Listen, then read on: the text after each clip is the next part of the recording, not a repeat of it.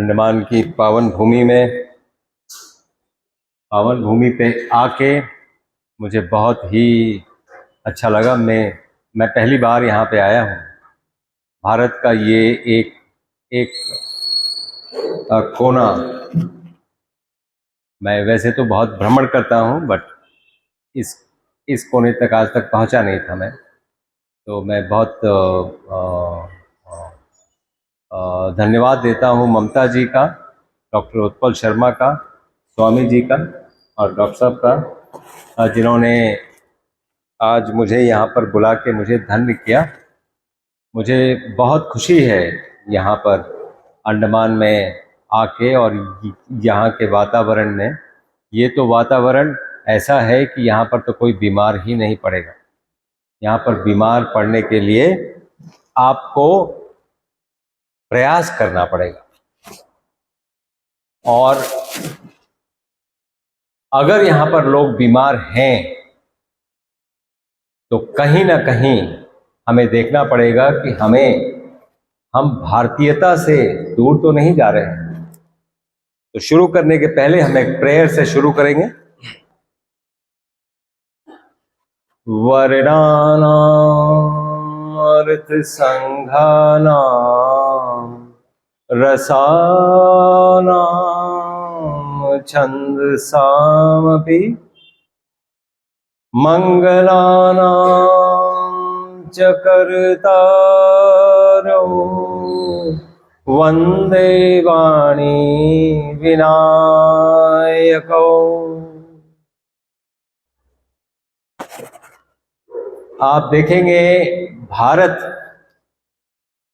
पूरी दुनिया में, अगर आप इतिहास से लेके आज तक, वेद से लेके आज तक, इस दुनिया में जो भी चलता रहा है, अगर आप भारतीय बन के देखेंगे, उस सब का संचालक भारत है। हर कुछ भारत के इर्द गिर्द पूरा इतिहास घूमता रहा है। और आप देखेंगे दुनिया की सबसे पुरानी रिटन डॉक्यूमेंट क्या है, कोई बता पाएगा? सबसे पुराना रिटन डॉक्यूमेंट दुनिया का क्या है? ऋग्वेद है। ऋग्वेद से पुराना कोई डॉक्यूमेंट नहीं, और ऋग्वेद एक वेद है। और यहां से निकली आयुर्वेद एक उपवेद है। आयुर्वेद दवाइयों से, जो आयुर्वेद के लोग हैं उन्होंने सिर्फ दवाइयों से आप ठीक होंगे ये कॉपी किया है मॉडर्न मेडिसिन को। मैं रेडियोलॉजी प्रैक्टिस करता हूं। रेडियोलॉजी प्रैक्टिस करते करते हमने देखा, अब जैसे हमारा जो कार्य है, जब बच्चा माँ की पेट में आता है हम ही कंफर्म करते हैं प्रेगनेंसी, और जब बंदे की डेथ हो जाती है हम ही कंफर्म करते हैं कि ये ब्रेन डेड है। तो इमेजिंग का इतना रोल है। आपकी डिजीज कोई भी हो, आप हमें हमेशा पाएंगे, चाहे वो किडनी का प्रॉब्लम हो, चाहे वो हार्ट का प्रॉब्लम हो, चाहे वो लंग्स का प्रॉब्लम हो, चाहे वो हड्डी टूट गई हो, चाहे वो ब्रेन का प्रॉब्लम हो। कभी एमआरआई करके, कभी ये करके हम डायग्नोसिस देते हैं कि इनको प्रॉब्लम क्या है। डायग्नोसिस के बाद पेशेंट 3 महीने बाद आते भी हैं कि फिर से देखने के लिए कि कितना फर्क पड़ा है। ये इतने सालों से करते करते हमने देखा मॉडर्न मेडिसिन डायग्नोस्टिक्स में तो बहुत आगे है, लेकिन थेराप्यूटिक्स में, उसको ठीक करने की स्थिति में है नहीं। ये शुद्ध विचारधारा की दवाइयों से ही ठीक होगा। इंसान को और कुछ नहीं करना पड़ेगा, सिर्फ दवाइयां खानी पड़ेंगी। ये विचारधारा ही गलत है। दवाइयां हेल्प कर सकती हैं आपको ठीक होने में, ठीक आप खुद अपने आप को करेंगे। दवाइयां हेल्प या हार्म कर सकती हैं, ये डिपेंड करता है कि वो आपको हेल्प कर रही हैं कि हार्म कर रही हैं। ये हमारा ये विषय डिबेट का हो सकता है। इस बीच आया कोरोना, और कोरोना के टाइम पे हॉस्पिटल्स की कमी दिखने लगी, और तो और ऑक्सीजन की कमी दिखने लगी दुनिया में। तो मैं एक साइंटिस्ट की तरह सोचता हूं, हर चीज में सिर्फ बुक्स में लिखा हुआ है वही मैं मान लूं कि नहीं यही है और यही इसी पे चलना है। क्योंकि जो चेंज नहीं करता है, अगर 50 साल पहले भी आप वही काम कर रहे थे जो आज कर रहे हैं, तो वो साइंस नहीं है, वो रिलीजन है। साइंस रोज चेंज करता है, रोज चेंज करता है, और अगर वो चेंज नहीं कर रहा है तो वो साइंस नहीं है। और कोई भी चीज साइंस में आप डॉगमेटिकली नहीं कह सकते कि नहीं ऐसे ही होगा। हो सकता है कोई और तरीके हो। क्यों? तो मैं आपको बता रहा था कोरोना के टाइम पे हमने 15,000 पेशेंट बचाए, एक भी दवा नहीं यूज किया। 3 दिन के अंदर पेशेंट को खड़ा कर दिया, चौथे दिन उनको जॉगिंग करवा के वापस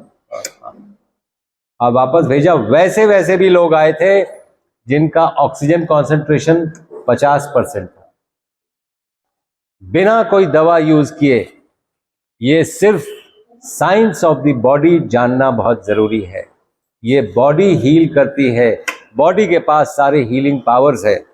तो हम एक जामवंत मिशन पे निकले हैं कि हनुमान अपनी शक्तियां भूले पड़े थे, उन शक्तियों को जगाने आया हूं, आपको बताने आया हूं कि आपके पास वो सभी शक्तियां हैं, आप अपने आप को हील कर सकते हैं। अगर हम आयुर्वेद की बात करें, वो कोई पूछ सकता है, आपके पास कोई प्रश्न हो तो जरूर लिख के रखिए कि कोरोना टाइम में या फिर फ्यूचर में भी कोई पैंडेमिक आएगा तो क्या करना है, कैसे करना, वो मैं आपको बताऊं क्वेश्चन आंसर के दौरान। अभी फिलहाल आगे बढ़ते हैं। तो आप देखेंगे कोई भी बीमारी, 2 ही तरीके से बीमारियां होती हैं। अब बीमारियां तकरीबन 10,000 हैं जो इंसान को पता है, और 10,000 ही बीमारियां हैं। अगर कोई बोलता है कि नहीं मेरे पास 11,000 बीमारियां हैं तो वो झूठ बोलता है। टोटल बीमारियां नोन टू मैनकाइंड आज तक 10,000 ही। इनफैक्ट 10,000 से कुछ एक गिनती में कम भी है, लेकिन 10,000 मान के चलें, इंक्लूडिंग द रिसेंट पैंडेमिक। इतनी ही बीमारियां, लेकिन बीमार होने के तरीके 2 ही हैं। पैथोजेन बीमार करता है, पैथोलॉजी जनरेटर का शॉर्ट फॉर्म है पैथोजेन, जो पैथोलॉजी जनरेट करता है। या तो वो बाहर से आएगा जैसे कोई इन्फेक्शन, या अंदर का सेल पैथोजेनिक हो जाएगा जैसे कैंसर, जैसे ऑटो इम्यून डिजीज।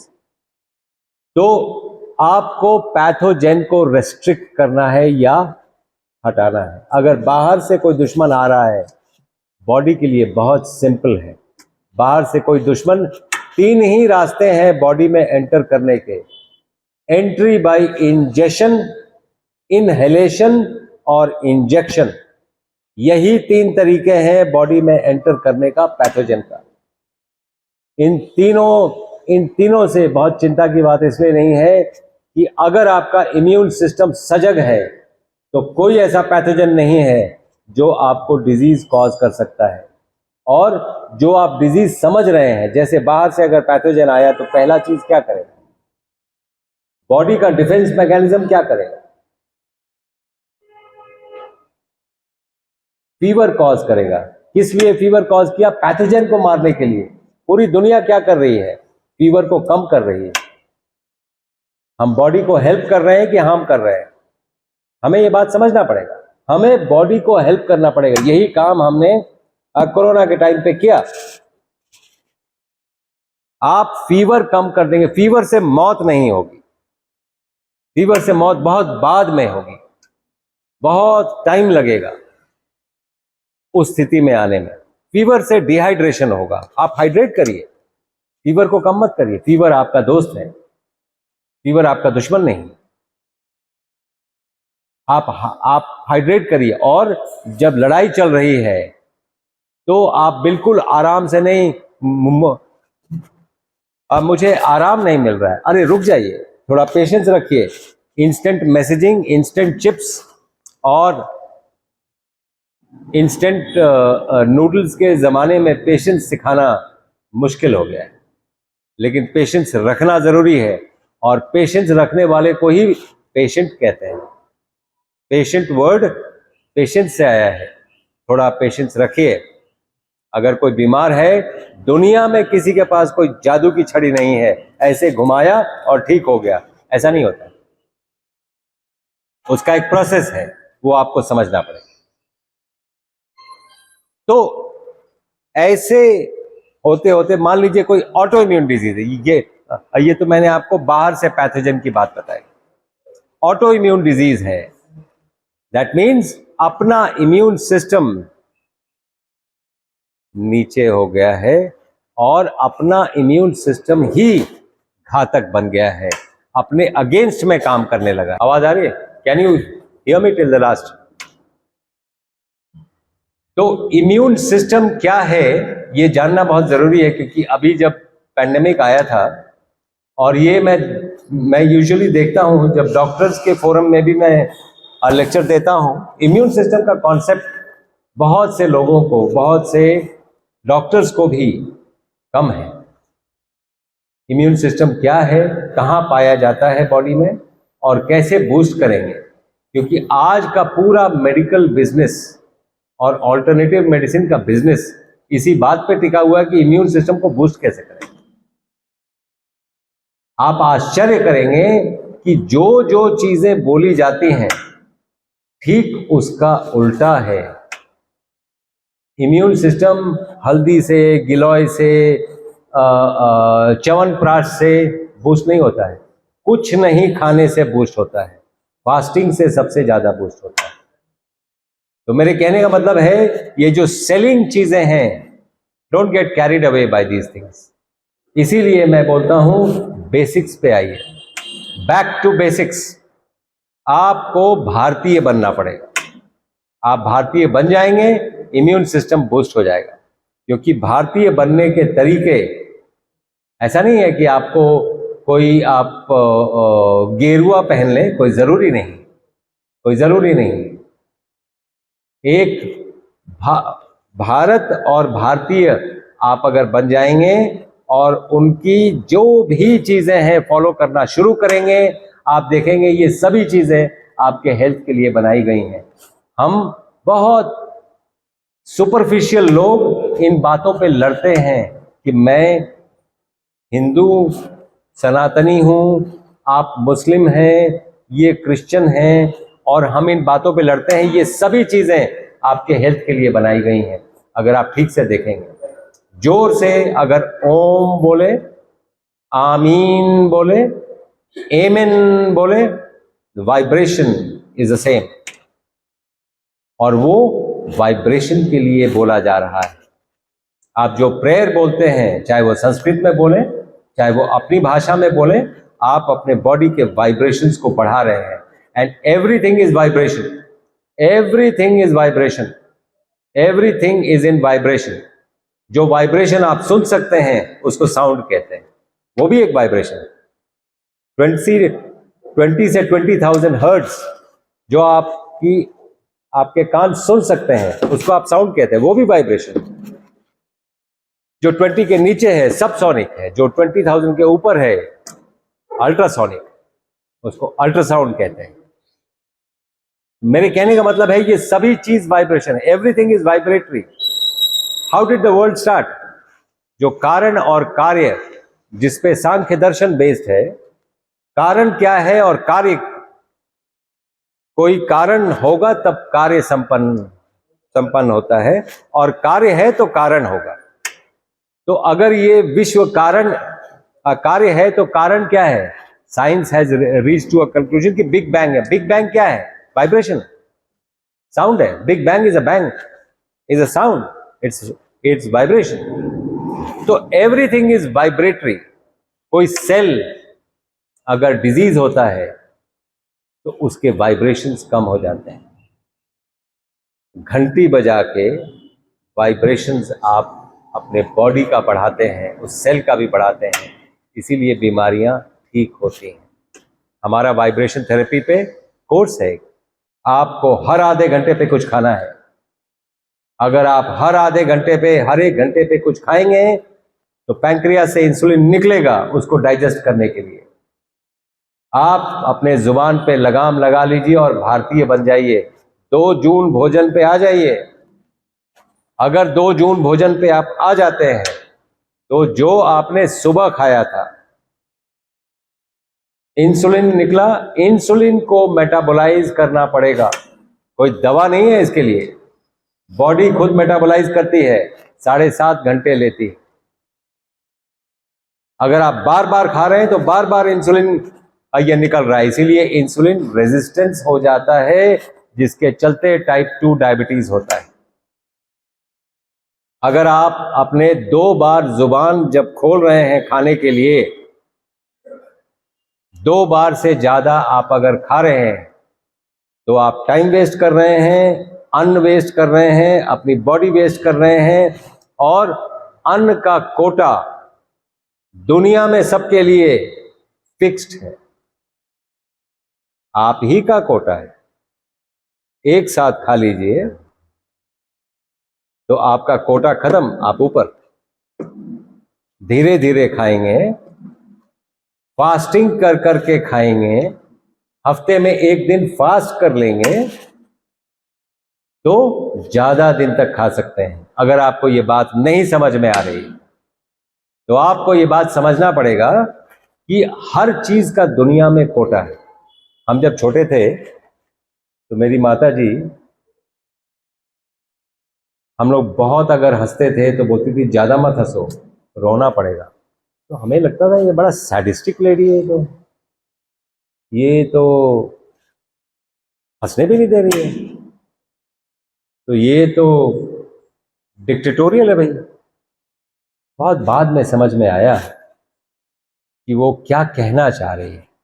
कई बार हम जो बोलते हैं, हमारा बोलना कुछ और होता है, उसके भाव कुछ और, ये कुछ और होते हैं, अर्थ कुछ और होता है। उसका अर्थ ये था कि खुशी का, गम का, हर चीज का कोटा है। एक साथ ले लोगे तो बाद में गम आएंगे, इसीलिए धीरे धीरे खुशी लेते रहो, धीरे धीरे गम लेते रहो। मैं कई बार स्कूल्स में जाता हूँ करियर काउंसलिंग के लिए, क्योंकि मैं बच्चों को देख रहा हूँ। तो प्रिंसिपल कई बार, हमें को याद है एक बार एक स्कूल में प्रिंसिपल ने बोला कि हमें प्रॉब्लम है कि हमारे बच्चे जो हैं एनी टाइम 5-6 हॉस्पिटल में दाखिल होते हैं, किसी का हाथ टूट गया, पैर टूट गया, मोटरसाइकिल पे स्टंट करते हैं, तो आप कुछ हेल्प कर सकते हैं? तो मैंने बोला मैं कोशिश कर सकता हूँ। उनको बोला मैंने, एक को उठाया, उसको पूछा कितने स्पीड में मोटरसाइकिल चलाते हो, तो अगर वो 100 पे चलाता है तो मुझे ये बोलेगा मैं तो 40 पे चलाता हूँ। तो बताया उसने मैं 40-50 पे चलाता हूँ। ये कोई जवानी है? 100, 125 पे चलाओ, बालों में जब तक हवा नहीं लगेगा तब तक कैसे पता चलेगा? 40-50 पे तो बुड्ढे चलाते हैं, 100-125 पे चलाओ। एक बात याद रखना, हाथ और पैर रेशनड हैं, 2 इन अ लाइफ टाइम। कट गए तो दोबारा जन्म लेना पड़ेगा। ये सच्चाई है, ये सच्चाई से अवगत कराना जरूरी है। हर चीज का कोटा है जिंदगी, उसी तरह आपके खाने का भी कोटा है। शराब पीने वालों की बीवियां पहले चली आती, ये शराब पीते हैं, इनको अरे पूरी दुनिया मना करती रह गई, नहीं माना, मैं कौन हूं? तो मैं तो बोलता हूँ कितना पीते हो शराब? वो बोलता है मैं तो अगर आधा बॉटल पीता है तो मेरे सामने बोलेगा कि एक पाव पीता हूँ। एक बॉटल पिया करो, तुम्हारा अपना ही कोटा है, एक साथ पी लो। उसके बाद लीवर सिरोसिस हो जाएगा, एक बूंद नहीं पी पाओगे। धीरे धीरे पियो, जिंदगी भर पी सकते हैं। तो हर चीज का कोटा है जिंदगी में।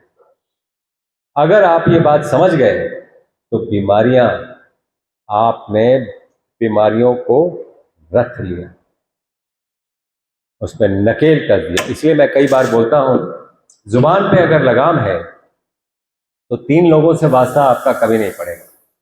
अगर खाने के लिए है तो डॉक्टर से वास्ता नहीं पड़ेगा, और अगर बोलने के लिए है तो पुलिस और वकील से वास्ता नहीं पड़ेगा। और इन तीनों से जिंदगी में वास्ता ना ही पड़े तो ज्यादा अच्छा। इसलिए जुबान पे लगाम रखना जरूरी है। तो आप देखेंगे, हमने बात की इन्फेक्शन की, डायबिटीज की, क्रोनिक डिजीज की। इम्यून सिस्टम अगर आपका जागृत है, और इम्यून सिस्टम को जागृत करने के लिए बहुत कुछ भारतीय के तरीके से करना पड़ता है। जैसे सूर्योदय के 90 मिनट पहले आपको उठ जाना है, ब्रह्म वेला होता है। जैसे अगर किसी को बिल्कुल ठीक होना है, ये तरीके हैं, आप भारतीय बन जाइए। इसीलिए मैं भारत की बात इतनी करता हूं, क्योंकि हम भारतीय हैं नहीं, we are trying to ape the west. हम अगर भारतीय बन जाएंगे तो सबसे पहला चीज होगा, हमारा हेल्थ ठीक रहेगा। हमें कभी ये हाथ नहीं फोल्ड करना पड़ेगा अगर हमारा हेल्थ ठीक रहा तो सूर्योदय के 90 मिनट पहले उठ जाना है, और सूर्यास्त के बाद अन्न का दाना मुंह में नहीं डालना है। अगर आप इतना ही कर पाए तो यकीन करके चलिए, 96 to 97% डिजीजेस जो आप जानते हैं वो आपको होंगी नहीं, फ्रॉम इन्फेक्शन टू कैंसर। सिर्फ इतना ही करने से, सिर्फ इतना ही आप कर लें। हाँ, पसीना आना बहुत जरूरी है। गर्मी बहुत है, एसी ऑन कर लो, पसीना रोक लिया आपने। आप देखेंगे, सर्वेषाणाम रोगाणाम निदानम कुपिता मला, और सर्वेषाणाम रोगाणाम चिकित्साम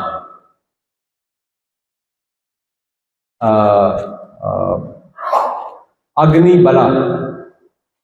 जठराग्नि को, मतलब मेटाबॉलिज्म को इंक्रीज कर दीजिए तो सारे टॉक्सिन्स खत्म हो जाएंगे। जो टॉक्सिन्स डिजीज कॉज करते हैं, इन्फेक्शन से लेके कैंसर तक टॉक्सिन्स ही कॉज करते हैं। वायरस अल्टीमेटली एक टॉक्सिन ही है जो डिजीज कॉज करता है। तो ये सभी चीजें ठीक हो सकती हैं अगर आपने अपने आप को डिटॉक्स कर लिया। तो डिटॉक्स करने का बॉडी में, जैसा मैं बोल चुका हूं, 3 ही तरीके हैं बॉडी के अंदर चीजों को जाने के लिए: इंजेशन, इनहेलेशन और इंजेक्शन। यही 3 तरीके हैं। और अगर इन 3 तरीकों पे आपने काबू पा लिया, इंजेक्शन से तो आप खाना लेते नहीं हैं, इसलिए let's keep that out. Inhalation से यूजुअली खाना नहीं लिया जाता है, so let's keep that out. बात जुबान पे आके रुक गई, इस पे लगाम रख लीजिए। अगर इसके अंदर कुछ जा रहा है, उसमें टॉक्सिन्स बनेंगी या नहीं बनेंगी, ये एक ही चीज डिसाइड करेगी। आपके बाल उड़ेंगे नहीं, और नहीं उड़ेंगे, कभी आप इसको दोष देंगे, कभी शैम्पू को दोष देंगे, कभी डैंड्रफ को दोष देंगे, कभी मौसम को दोष देंगे, आजकल हवा में पोल्यूशन है, आप दोष बाहर दे रहे हैं, आप अंदर देख नहीं रहे हैं कि आप क्या कर रहे हैं। आप सिर्फ दोषारोपण कर रहे हैं। हवा में पोल्यूशन है, यहाँ है, वहाँ है, सब्जियों में उन्होंने ये मिलाया है। ये सब रहते हुए भी लोग हेल्दी हैं कि नहीं है, उसका एक तरीका मैं आपको बताता हूँ। आपके पास दांत कितने हैं? ज्यादातर लोगों को पता होगा। कितने दांत हैं आपके पास?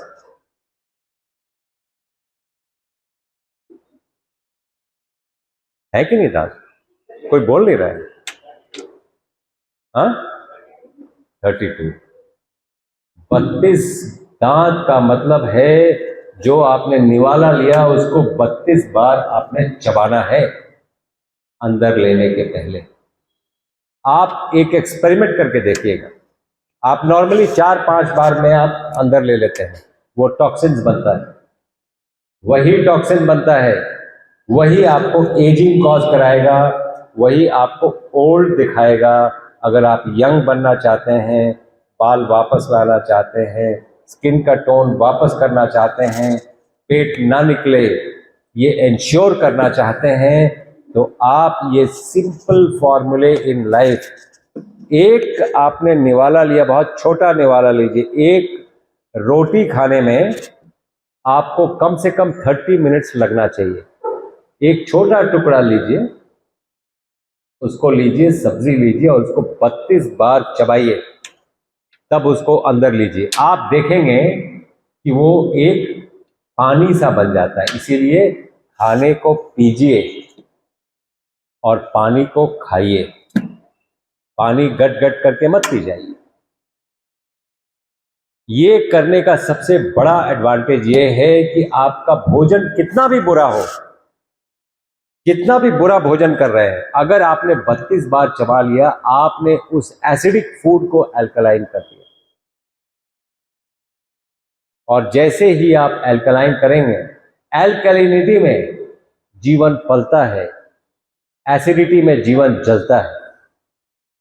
ओशन अल्कलाइन है, जीवन पलता है।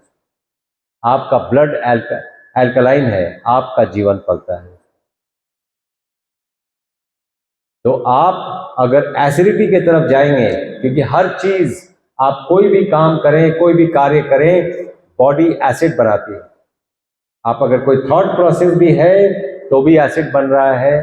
पॉजिटिव थॉट है तो कम एसिड बनेगा, नेगेटिव थॉट है तो ज्यादा एसिड बनेगा।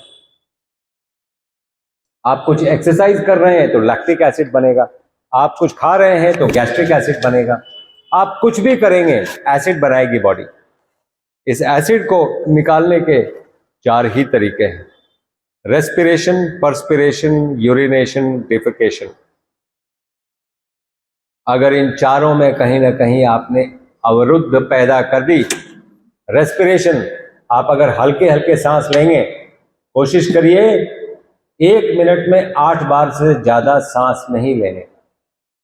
आप नॉर्मली 16 बार लेते हैं। लंबा सांस लीजिए, रोकिए, छोड़िए, रोकिए। आप अगर देखेंगे, हमारे कुछ लाइव प्रोग्राम्स आते हैं, मैं चाहूंगा आप सब सब्सक्राइब करें। मेरे नाम से है वो YouTube channel, doctor Awadhesh Pandey.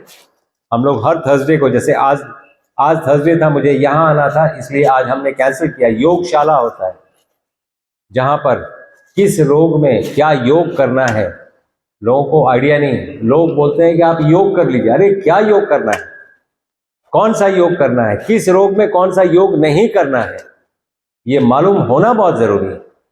ऐसी ना कोई किताब है, ना कोई बताता है। तो हमने बीड़ा उठाया है कि हम ये बात पूरे विश्व को बताएंगे कि कौन सा योग करना है, कैसे आप योग से ठीक होंगे। तो ये सभी पद्धतियां दवा रहित हैं, आहार ही औषधि है। जो आपका आहार है, आप अगर ठीक से मेरा YouTube चैनल ही फॉलो करेंगे, वो इसलिए बनाया गया है कि आप हर बीमारी का हमने कैटेगराइज किया है। आप उसको देख लीजिए, अपने घर पे ही ठीक हो जाइए। हम तो पूरे भारत को स्वस्थ करने निकले हैं, क्योंकि हम ये मानते हैं एक भारत श्रेष्ठ भारत तभी रहेगा जब स्वस्थ भारत उससे जुड़ेगा। और मैं अकेला सबको स्वस्थ कर पाऊं, सबको देख पाऊं, ये पॉसिबल नहीं है। इसीलिए हमारे जितने भी पेशेंट्स हैं, कोई YouTube से भी देख के ये कर रहा है, वो हमारे ब्रांड एम्बेसडर्स हैं। आप देखिए, खुद ठीक होइए, 2 लोगों को और ठीक करिए, हमारे मिशन से जुड़िए। हम इस मिशन पे निकले हैं, हमें सबको स्वस्थ करना है। और चूंकि मैं रेडियोलॉजिस्ट हूं, मेरे 8-10 डायग्नोस्टिक सेंटर्स हैं, तो ये जाहिर सी बात हो जाती है, आज के दिन में मैं पैसे के लिए तो काम नहीं कर रहा हूं। तो I am not working for money, ये मेरा एम भी नहीं है। और पैसे कमा लेना और ये कर लेना, ये अपना एम नहीं। हम स्वास्थ्य के लिए काम कर रहे हैं, लोगों के स्वास्थ्य के लिए काम कर रहे हैं, और ये हमारा मिशन है। इस मिशन मोड में लगे हुए हैं। हमें कोई कहीं भी बुलाता है, हम चले जाते हैं। हम ये चाहते हैं कि कम से कम जितने लोगों को हम छू पाएं, जितने लोगों को टच कर पाएं, वो लोग स्वस्थ हों, वो और लोगों को स्वस्थ करें। इसी में सबकी भलाई है, पूरे देश की भलाई है। अगर आप सच में राष्ट्रभक्त हैं, क्योंकि पेट्रियट, कोई भी भाषा, संस्कृत का कोई पर्यायवाची शब्द और किसी दुनिया के भाषा में है, मैं ऐसा नहीं मानता। जैसे विज्ञान का क्या मतलब है? विज्ञान विशेष ज्ञान है, साइंस नहीं है। विशेष ज्ञान इंसान को तब होता है जब ये पांचों इंद्रियों से जो ये लेता है अंदर अपने मन में, उसको चलाता है, और जो विशेष बोध आपको उस ज्ञान के मंथन से होता है, उसको विज्ञान कहते हैं। लेकिन आप देखिए, विज्ञान मतलब साइंस, तो कोई भी संस्कृत का वर्ड, नॉट ओनली विज्ञान, आप कोई संस्कृत का वर्ड आप मुझे बता दीजिए कि उसका कोई पर्यायवाची शब्द दुनिया के किसी भाषा में, हिंदी छोड़ के, है? नहीं, यूजुअली नहीं। तो एनीवेज, तो ये मैं ये बताना चाह रहा था, और मैं रुकूंगा, पॉज करूंगा आपके प्रश्नों के लिए, क्योंकि आपके मन में कई प्रश्न उठे होंगे कि हाँ ये कैसे होगा, कैसे होगा। तो we will try to answer all your queries. लेकिन बॉटम लाइन ये है, दुनिया में ऐसी कोई बीमारी नहीं है जो लाइलाज है। कोई ऐसी बीमारी नहीं है। हम न कर पाए, ये संभव है, ये संभव है कि हम न कर पाए, लेकिन उसका इलाज डेफिनेटली है, और साइंस में ही छुपा हुआ है। जी, आपके अगर कोई प्रश्न हो तो I will be glad to answer.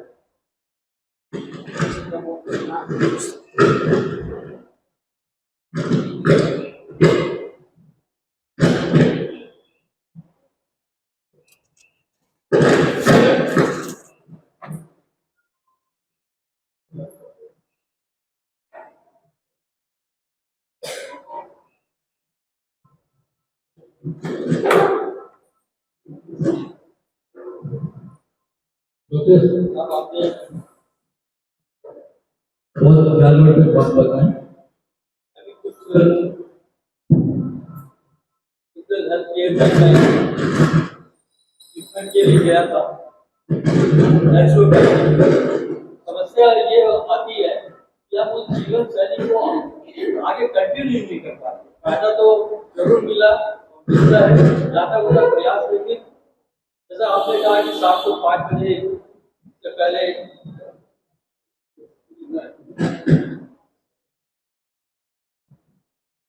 भोजन कर लेना है, तो ये आज के युग में प्रैक्टिकली, मैं ये नहीं कह रहा कि संभव है, लेकिन वो हो नहीं पाता। आप देखिए, कभी आपको मैं इसका बहुत सटीक जवाब दूंगा। बैठिए। क्या कारण है कि 10 बड़ी कंपनीज हैं दुनिया में, 10 बड़ी मल्टीनेशनल कंपनीज का नाम ले लीजिए, उसमें से 7 के सीईओ भारतीय हैं। क्या कारण है? या बाकी दुनिया में बेवकूफ लोग रहते हैं? सिर्फ भारतीयों के पास दिमाग है? क्या कारण है? इंद्रियों पे वश। कोई भी पूजा आपको अपने इंद्रियों पे वश करना सिखाती है। इंद्रियों पे वश करना जरूरी है। दशानन ना बनिए, और नेक्स्ट जनरेशन को ये सिखाना बहुत जरूरी है। आपके पास पैसे बहुत हो सकते हैं, इसका ये मतलब नहीं है कि आपके पेट में महिषासुर घुस गया है, आपको हर बार कुछ खाना है। इससे बाहर निकलना पड़ेगा। ये बॉडी, आप भोजन कर रहे हैं, आप खाना खा रहे हैं, या खाना आपको खा रहा है, ये आपको डिसाइड करना है। कभी देखिए सूर्यास्त के पहले भोजन बंद कर दीजिए। नेक्स्ट डे मॉर्निंग सुबह आप 3:45 बजे अगर उठेंगे सूर्योदय के 90 मिनट पहले, आपको दौड़ते हुए वॉशरूम जाना पड़ेगा क्योंकि आपके मोशंस होंगे। ये बॉडी एनर्जी से चलती है और वो एनर्जी अवरुद्ध होती है अगर आप सूर्यास्त के बाद भोजन करते हैं तो अवरुद्ध होती है वो एनर्जी। इसीलिए 70% लोग कॉन्स्टिपेटेड हैं। कहने का मतलब ये है कि तरीका यही है। आप कहां फंसे हैं? तरीका यही है और ये भारतीय तरीका है। हमारी जो लेडीज थी अपने चूल्हे की आग बुझने नहीं देती थी और आग को जलाती नहीं थी। वो बोलती थी आग को चेताओ, सो गई है चेतना, सो गई है, सोई हुई चेतना सूर्य जगाते हैं। उसी तरह आग, अग्नि आपके बॉडी में भी है। ऋग्वेद का पहला स्टेटमेंट, अग्नि नीले पुरोहितम, अग्नि की ही पूजा है। आपके अंदर भी अग्नि है। दो तरह की अग्नि है, जठराग्नि और ज्ञानाग्नि। अन्न की आहुति दीजिए जठराग्नि को बढ़ाने के लिए और वो जो है आपकी ज्ञानाग्नि को भी बढ़ाएगी। इसलिए अगर सिर्फ खाने पीने के लिए जिंदा रहना है तो वो तो एक जानवर भी रहता है। बोध शक्तियां आपके पास है, आप उसका क्या इस्तेमाल कर रहे हैं? याद रखिए दशानन 10, आपके पास 10 इंद्रियां हैं, 5 ज्ञानेंद्रियां और 5 कर्मेंद्रियां। कौन कौन सी 5 ज्ञानेंद्रियां हैं? आंखों से आप देखते हैं, नाक से सूंघते हैं, जुबान से टेस्ट करते हैं, कान से सुनते हैं और स्किन से टच करते हैं। ये 5 ज्ञानेंद्रियां हैं। आपको जितना भी ज्ञान है इन्हीं ज्ञानेंद्रियों के बल पे है। और 5 कर्मेंद्रियां हैं। हाथ एक कर्मेंद्रिय है, पैर दूसरा कर्मेंद्रिय है, मुंह तीसरा कर्मेंद्रिय है, ये गुदा चौथा कर्मेंद्रिय है और प्रजनन के जो ऑर्गन्स हैं ये 5वीं कर्मेंद्रियां हैं। ये 5 ज्ञानेंद्रियां और 5 कर्मेंद्रियां ये बाह्यमुखी हैं, ये बाहर की तरफ है। अंदर की तरफ आप चलते कहां हैं? बाहर चलते हैं। आप अंदर चल सकते हैं क्या? आप हाथ से बाहर काम करते हैं, अंदर कर सकते हैं क्या? कान से बाहर सुनते हैं, अंदर सुन सकते हैं क्या? नाक से बाहर टेस्ट करते हैं। तो ये बाह्यमुखी हैं। अगर बाह्यमुखी रह गई तो दशानन की स्थिति होगी। दशानन रावण को कहते हैं। और इन्हीं 10 इंद्रियों को रथ लिया तो दशरथ बन जाते हैं और तब राम पैदा होते हैं। मेरे कहने का मतलब है नेक्स्ट जनरेशन को यह बताना जरूरी है कि सूर्यास्त के बाद भोजन नहीं करना है। आप 3 दिन करके देखिए, चौथे दिन आप बीमारी लगने लगेगी अगर आप सूर्यास्त के बाद भोजन कर रहे हैं तो आपको सिर्फ अपनी आदतें बदलने में 72 आवर्स लगते हैं। हम 72 आवर्स का कैंप क्यों करते हैं? हम तो एक दिन में भी बता के जा सकते हैं। आप करके तो देखिए। चौथे दिन आपको लगेगा मैं कहां फंसा हुआ था। जीवन तो यही है, मैं कहां फंसा हुआ था।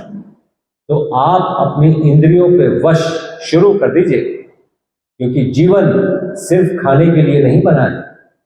आपके जीवन का एक पर्पस है। उस लार्जर पर्पस को समझना जरूरी है। आई होप आप ये बात समझ गए होंगे। जी और आप जो बातें कर रहे हैं वो सब बहुत अच्छी है, लेकिन थोड़ी देर के बाद हम लोग भूल जाएंगे। कुछ कंप्लीट कोई सुधार होना चाहिए जो हम लोग देख सके, उसको भूलना चाहिए। अभी तो सूर्यास्त पहले तो अभी लोग तो सूर्यास्त का ही भोजन करते हैं, खाली जैनी लोगों को छोड़ के। जैन धर्म वाले खाली सूर्यास्त से पहले तो खाली नहीं, देखा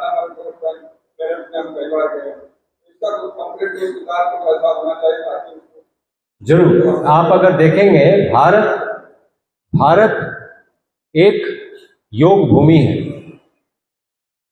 योग की भूमि है, और बाकी दुनिया में जितनी और भूमियां हैं, भोग भूमियां हैं, भारत योग भूमि है। और योग भूमि का मतलब यह है, योग भारत से ही निकला है।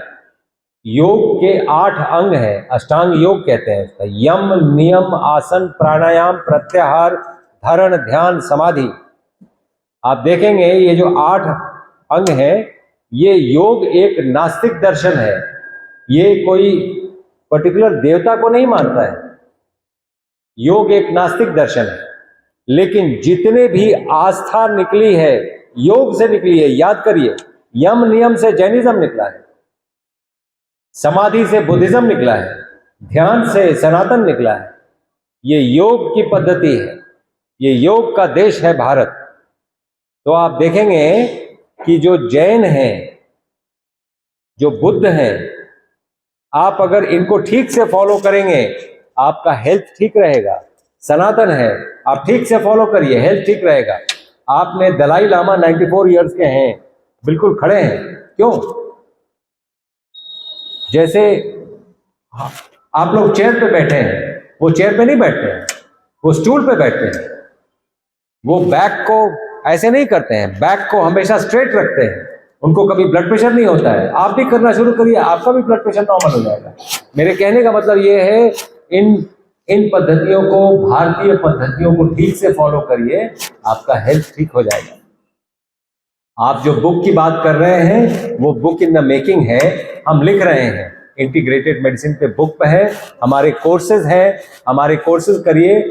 हम तो हाउस वाइफ्स के लिए कोर्सेज लेके आ रहे हैं कि उनके घर में कोई बीमार ना पड़े। हाउस वाइफ्स जो हैं, आप उनको मामूली ना समझे। लोग बोलते हैं कि मैं तो होम मेकर हूं, और बड़ा सोचती हैं कि मैं तो कुछ काम नहीं करती हूं। दुर्गा है वो, उनका बच्चा बीमार होता है, मौत के मुंह से निकाल के लेके आती हैं वो। हस्बैंड बीमार है, सबसे ज्यादा दौड़ती उसकी वाइफ है, चाहे वो दिन भर झगड़ा करते रहे। मेरे कहने का मतलब ये है कि ये जो दुर्गा जो घर में है, इसको हम एम्पावर करना चाहते हैं, ताकि ये इसको मालूम हो कि अगर घर में किसी को हार्ट अटैक आ गया तो क्या करना है। घर के ये किसी चीज से, जैसे अगर हार्ट अटैक आ गया किसी को, ये मैं आपको बता दूं, ये आपको जानना भी चाहिए। अगर किसी को हार्ट अटैक के सिम्टम्स हैं या पैरालिसिस के सिम्टम्स आने लगे हैं, उसी समय अदरक या मिर्ची खिला दीजिए उसको। अदरक इतना बड़ा टुकड़ा चबा चबा के खा लेंगे, हार्ट अटैक अबॉर्ट हो जाएगा, पैरालिसिस उसी समय रुक जाएगा। जो पैरालिसिस सेट इन कर रहा है, मुंह टेढ़ा हो गया, मुंह नॉर्मल हो जाएगा। ये बहुत पावरफुल टूल्स हैं ये, इसीलिए आहार ही औषधि है। द आइडिया इज, आप जब भी ये सब चीजें खाएंगे, ये नाइट्रिक ऑक्साइड रिलीज करके 2022 का नोबेल प्राइज पेपराजीन रिसेप्टर्स पे बेस्ड था। पेपराजीन, पेपर मिर्ची के रिसेप्टर्स है बॉडी में। मिर्ची जो आप खाते हैं वो रिसेप्टर्स नाइट्रिक ऑक्साइड रिलीज करते हैं। 2016 का नोबेल प्राइज इस पे बेस्ड था कि आप अगर उपवास करते हैं तो कैंसर भी मार सकते हैं। ये सभी भारतीय तरीके हैं जीने के। 2017 का नोबेल प्राइज किस बात पे था? क्लॉक जीन्स पे, जो मैं आपको बोला हूं कि ये सूर्योदय के 90 मिनट पहले उठ जाना है आपने। ये क्लॉक जीन्स हैं। आप इन बातों पे नोबेल प्राइजेस मिलते हैं। ये हमारी जीवन शैली है, और हम इसको नकारे बैठे हैं कि नहीं भाई, हम तो, इसीलिए मैं भारत बोलता हूं। आप अगर भारतीय बन जाएंगे, यकीन करके चलिए, बीमारियां होंगी नहीं आपको। ये जैसे ही वेस्टर्न बनने की जो स्थिति है, वेस्टर्न बनने की स्थिति में ही सारी बीमारियां छुपी। अगर आप भारतीय बन जाएंगे, आपकी सारी बीमारियां चली जाएंगी। और भारत में लोग साधु नहीं होते हैं, योगी होते हैं।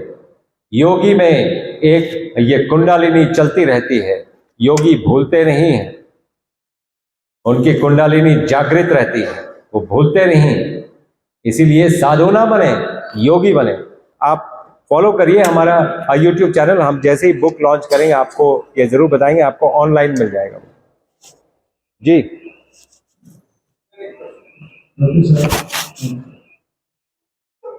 बस सही कहा आपने कि हर एक चीज़ का वक्त होता है, शाम होने से पहले खाना खा लेना चाहिए। मुझे तो आज भी याद है, और यहाँ पर कई ऐसे श्रोतागण बैठे थे जिन्होंने बचपन में अपनी माँ के हाथ का जब खाना खाया होगा गर्म गर्म, तो उस वक्त था शाम के 6 और 6:30, इससे ज़्यादा देर कभी हुआ नहीं करता था हमारे यहाँ। प्रेजेंट जनरेशन है जहाँ पे फास्ट फूड आ गया, सब कुछ है, अब तो अलग बात है। लेकिन हमने तो खुद देखा है कि और हमने भी आजमाया है, मैंने तो खुद ही देखा है कि जहाँ 6 साढ़े 6 बजता है तो खाना हो जाता है। आप उस बात में किस हद तक मानते हैं कि जो चीज़ विरासत में मिलती है, पुराने जमाने में लोग तो थे कि उस वक्त तो बिजली नहीं थी, 5 बजे से पहले सबका खाना पीना हो जाता था, तब पूरी बीमार था। उस वक्त लोग बीमार होते थे, किसी न किसी तरीके से उनको बीमारी होती थी। कई एक ऐसी बीमारियां हैं जो विरासत में होती हैं, जनरेशन।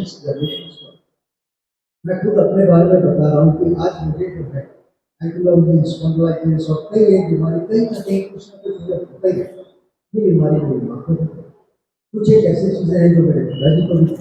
तो ये कहा कि हाँ भाई, अब वो मन को सहलाने के लिए कहते हैं कि हमारी हेरिडिटी है। आप इस बात को क्या करेंगे कि क्या ये सच है या इससे भी आपको निजात मिल सकता है? सर हमारा मोटो है medical education is more important than medical treatment. आप जो बातें बोल रहे हैं ये डॉक्टर्स भी बोलते हैं। 2-3 बातें आपको समझनी पड़ेगी। पहली बात तो ये है कि जेनेटिक्स और जीन्स में जो डिजीज मानी गई है ये जीन्स में है, उसका कोई तोड़ है क्या? आपको लगता है कोई तोड़ है? हाँ, आपको नहीं पता है, मॉडर्न मेडिसिन को भी नहीं पता है, लेकिन जेनेटिक्स की साइंस बहुत आगे बढ़ गई है। जो जेनेटिक्स आपने या डॉक्टर साहब ने या जो अभी जो जेनेटिक्स के स्टूडेंट्स हैं जो पीएचडी कर रहे हैं, एमएससी कर रहे हैं, उनसे आप जेनेटिक्स ये पूछिए, वो आपको बहुत सिंपली बताएंगे हर जेनेटिक डिजीज क्योरेबल, क्योंकि पूरा का पूरा कॉन्सेप्ट चेंज कर गया है।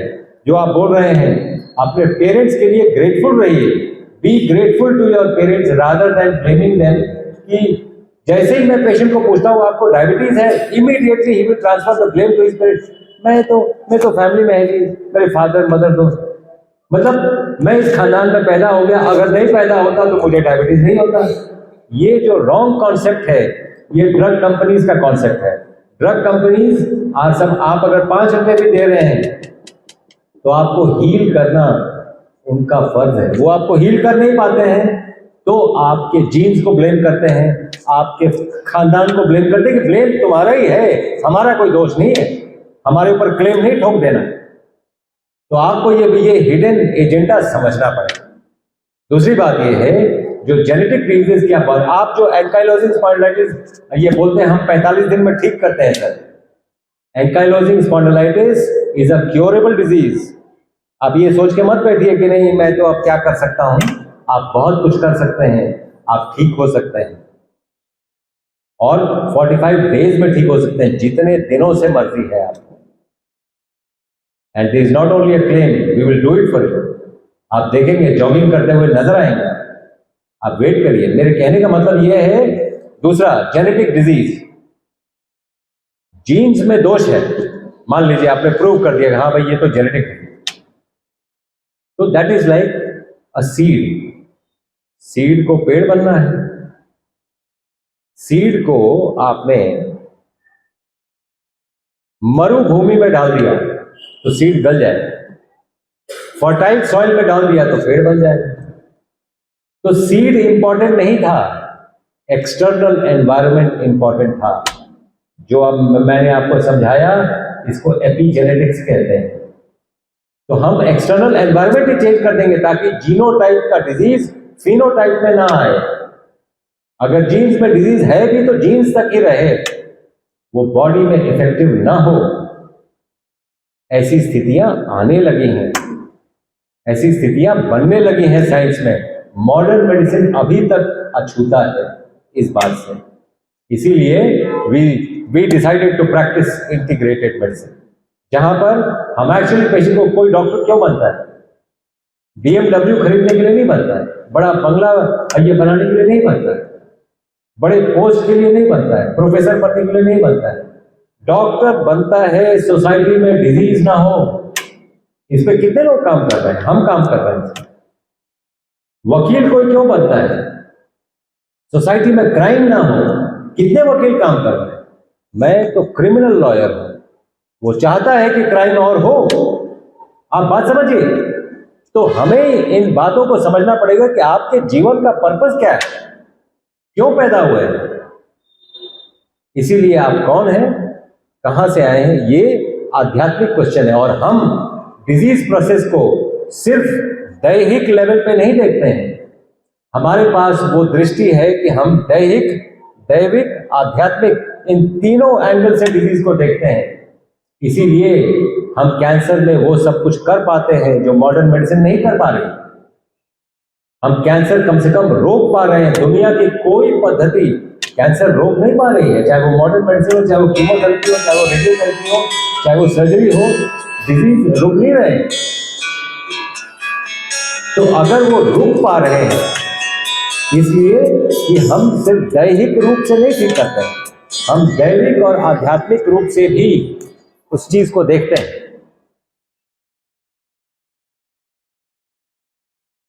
तो coming back to ankylosing spondylitis, आप अपने पेरेंट्स को न ब्लेम करें सर, ये 45 दिन में आपका क्योर हो जाएगा, ये मैं आपको अश्योर करता हूं।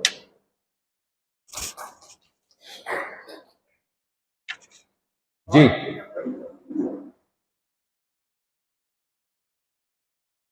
जी, और कोई प्रश्न?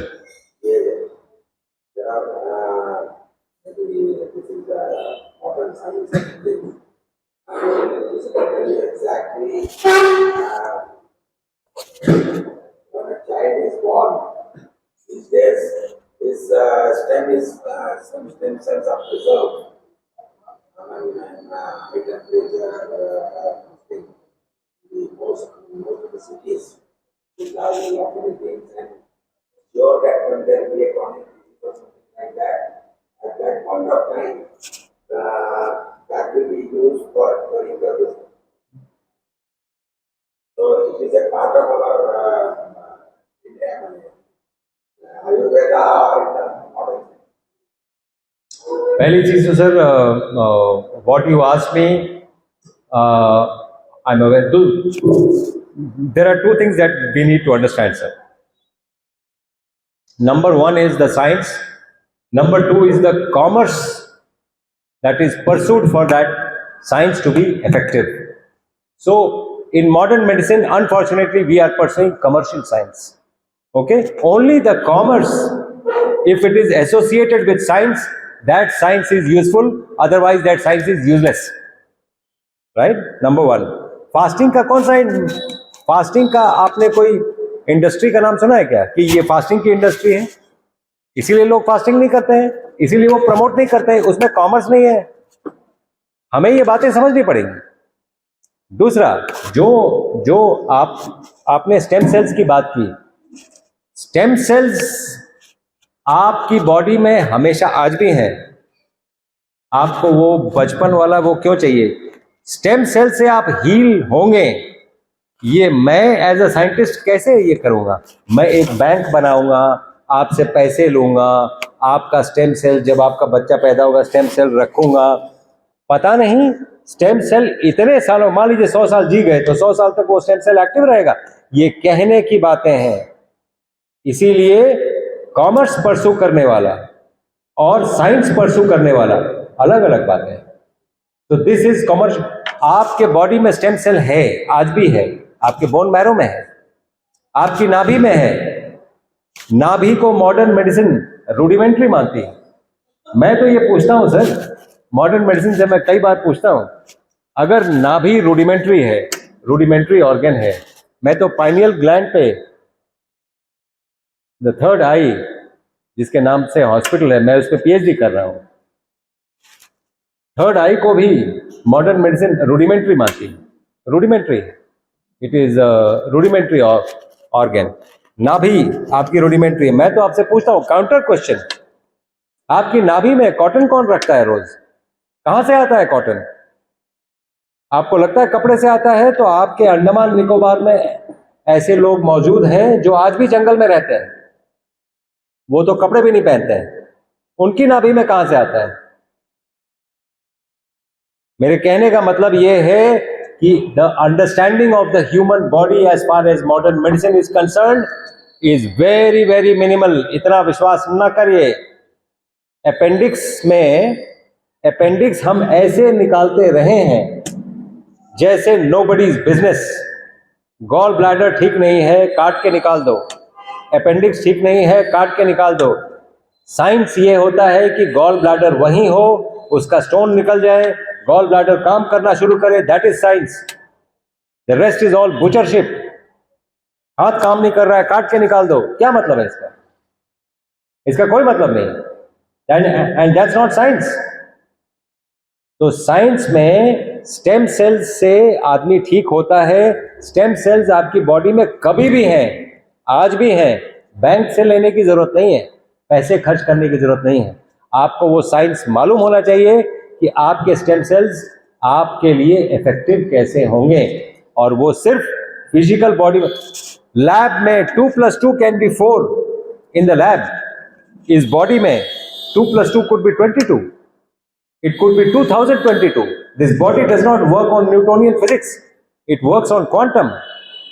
It does not obey Newtonian laws. इसीलिए ट्रांसप्लांट, किडनी ठीक नहीं कर रही है, दूसरा किडनी लगा दो। कोई कार्बोरेटर है क्या कार का? So this body does not function like that. This body functions very differently. और ये ब्रह्म है। इसीलिए मैं बार बार आपको बोलता हूं, हमें भारतीय बनना पड़ेगा एक्चुअली बॉडी को ठीक से समझने के लिए। ये सिर्फ मॉडर्न मेडिसिन और साइंस से ये कॉन्सेप्ट्स नहीं आएंगे। जी, एनी अदर क्वेश्चन? कुछ करने का आपको मिलना चाहे तो आप टाइम देंगे? जरूर। हम क्या करते हैं मैं आपको बताऊं। हम कोविड के बाद एक मुहिम छेड़ दिया था हमने कि हमने पूरे भारत को, पूरे वर्ल्ड को स्वस्थ करना है। क्योंकि कोविड के टाइम में हमने 1 रुपया भी चार्ज नहीं किया। पेशेंट्स ठीक हुए, वो आज तक दुआएं देते हैं। और तो जब हमने फ्री करना शुरू किया, लोग ठीक नहीं होते थे क्योंकि वो उसको कैजुअली लेते थे, फॉलो नहीं करते थे। जब हमने कंसल्टेशन फी चार्ज करना शुरू किया, पेशेंट ठीक होने शुरू हो गए। दुख की बात है, लेकिन ऐसा ही है। तो हम वर्चुअल ओपीडी में पूरी दुनिया में लोगों को देखते हैं। मतलब जैसे कोई कनाडा में है, उसको आने की जरूरत नहीं है।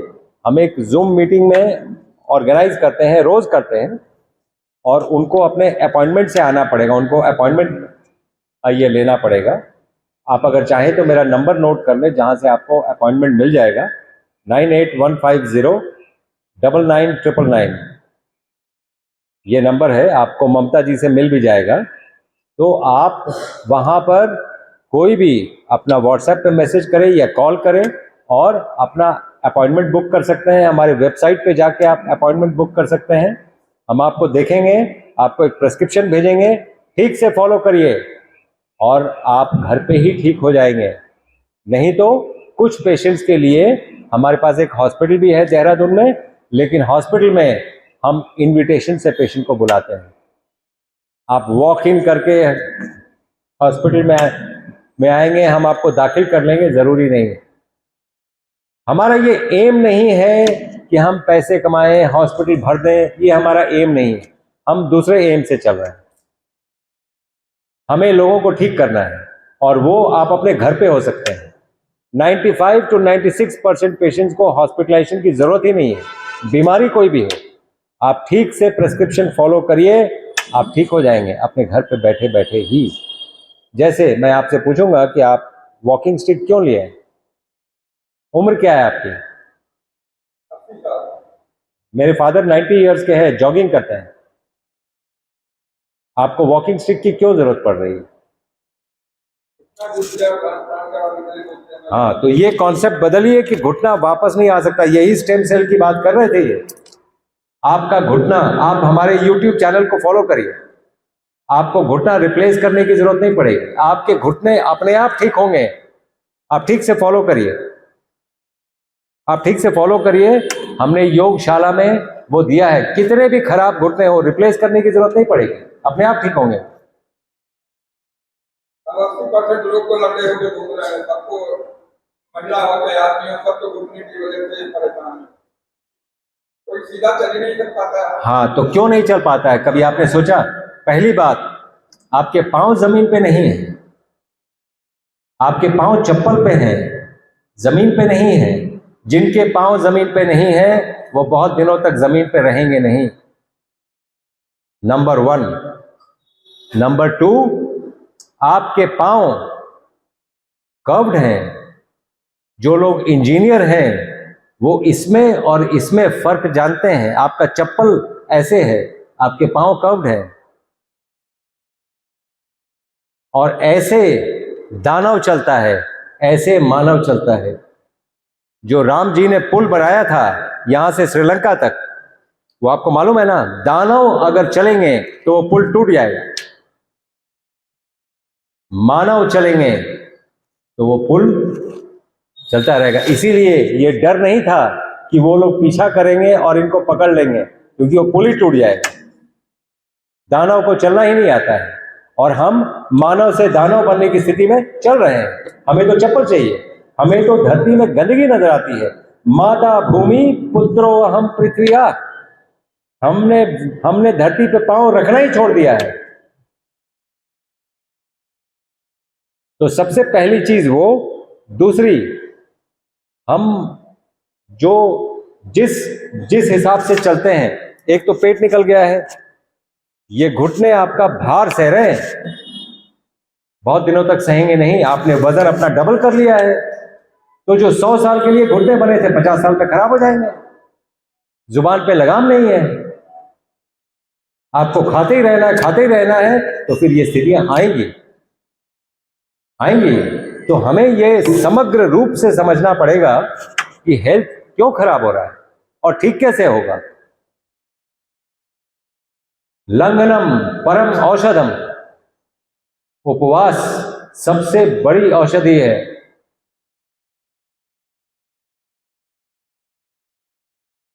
जी, डॉक्टर साहब, हमारा एक ये जो पॉइंट बोला है, मैं आपकी यूट्यूब में भी देखता आ रहा हूँ।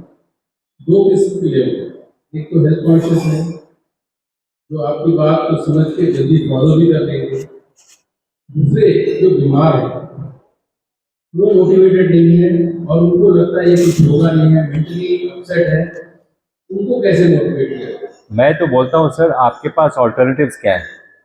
अगर जो बीमार लोग हैं उनको लगता है कि अगर और ऑल्टरनेटिव्स हैं, मैं तो उनको बोलता हूं आप पूरी दुनिया आप परसू करने के बाद आइए हमारे पास। आप परसू कर, हम सिर्फ आपको ये बताना चाहते हैं, we are the fastest, the surest, the curest, the cheapest and the most durable.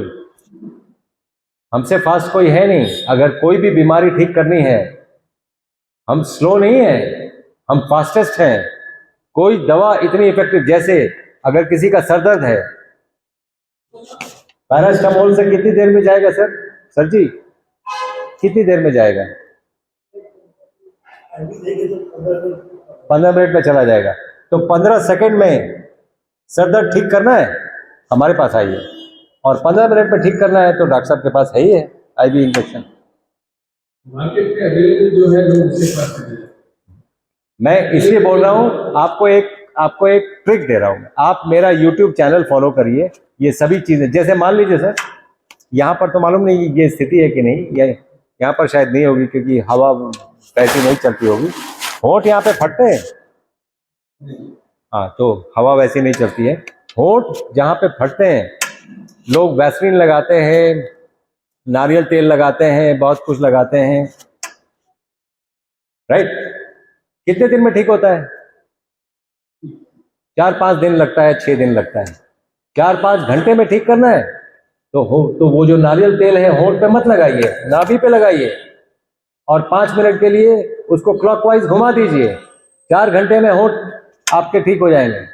कहने का मतलब ये है, ये बॉडी में ऐसी ऐसी यंत्र हैं, ऐसी ऐसी चीजें हैं जो आपके सोच और समझ के बियॉन्ड हैं, जिससे मॉडर्न मेडिसिन आज भी अनभिज्ञ है, नहीं पता है। वही बताने आया हूं मैं। तो मेरे कहने का मतलब है, क्रोनिक डिजीजेस हो सकती हैं लेकिन वो दवाइयों से ठीक होंगी, ये सोच ही सही नहीं। कोई भी चीज ठीक होती है आपके अपने इम्यून सिस्टम से। आप अपना इम्यून सिस्टम बूस्ट कर लीजिए, कोई भी चीज ठीक हो जाएगी। इम्यून सिस्टम बूस्ट करने के तरीके बहुत सिंपल हैं, लेकिन हमें उन तरीकों पे नहीं चलना है। हमें सूर्यास्त के बाद खाना खाना है, हमें ये करना है, तब आप कभी भी, आप हमेशा बीमार रहेंगे। अगर फिजिकली आप अगर दुरुस्त हैं तो मेंटली बीमार रहेंगे। मतलब आपकी सोच बीमारों वाली होगी। उन्हीं सोच से कैसे बाहर आना है? हाँ, तो आपको बहुत सीरियस मायने में आपको एक योगी बनना पड़ेगा, बहुत सीरियस मायने में। और ये आपको पूरा परमानेंट कंटिन्यू लाइफ लॉन्ग आपका चॉइस है। मैं तो बोलूंगा आप 21 डेज तक 21 डेज, मैं इसलिए बोल रहा हूं कि मैं एक मनोविज्ञान जानता हूं मैं। 21 डेज में हैबिट परमानेंट हो जाती है, वो हैबिट बन जाती है। अगर 21 दिन तक कोई चीज चलती रही, वो हैबिट हो जाती है। 3 दिन में आप हैबिट एब्जॉर्ब कर लेते हैं। उसके बाद ये आपका चॉइस होता है कि हैबिट रखना है कि ये हटा देना है। 21 डेज तक अगर आपने कर लिया, वो परमानेंट हो गया, परमानेंट। उसके बाद इवैल्यूएट करना चाहिए कि मेरा वो जीवन ठीक था कि ये जीवन ठीक है। क्योंकि जीवन में सिर्फ खाना ही नहीं है, प्रोडक्टिविटी भी है। You have to be productive. आपका कोई पर्पस है, वो आप पर्पस कर नहीं पा रहे हैं बीमारी के चलते। तो ये है सर। तो ये जो भी क्रोनिक डिजीजेस हैं, जो लोग दवाइयों पे हैं, जो लोग ठीक नहीं हो पा रहे हैं, दिन पर दिन ये डिटोरिएट कर रहे हैं, मैं सिर्फ ये पूछना चाहता हूं कि क्योर और मैनेजमेंट में आपको फर्क मालूम होना पड़ेगा। क्योर किसको बोलते हैं, मैनेजमेंट किसको बोलते हैं। मैं 20 साल से दवा खा रहा हूं, ये क्योर नहीं है, ये मैनेजमेंट है। दवा खाने की जरूरत खत्म हो जाए, ये क्योर है। तो वी नीड टू अंडरस्टैंड कि हमें क्योर चाहिए कि मैनेजमेंट चाहिए। अगर क्योर चाहिए, अगर मैनेजमेंट चाहिए, दुनिया में बड़े बड़े हॉस्पिटल्स हैं मैनेजमेंट के। हम क्योर की बात करते हैं।